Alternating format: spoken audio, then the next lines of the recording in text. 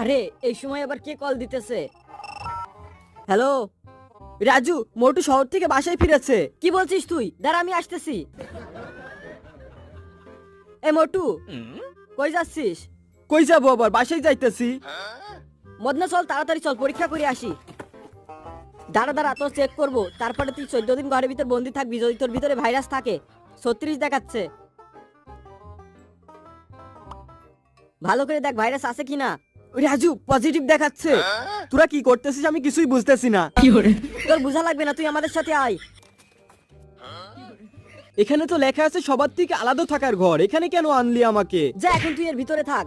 রাজু, এ কি করছিস? রাজু, দরজা আটকাস না। রাজু, রাজু। মোটুকে যদি আমরা বন্দি না করতাম তাহলে ওর থেকে আরো লোকের ভাইরাস ছড়িয়ে পড়তো। তুমি যদি এই ছবিটাকে সুন্দর মনে করে থাকো তাহলে ভিডিওতে লাইক করে চ্যানেলটিকে সাবস্ক্রাইব করে দাও। আর তুমি তোমার মাকে বেশি ভালোবাসো নাকি বাবাকে? কমেন্টে অবশ্যই জানিও।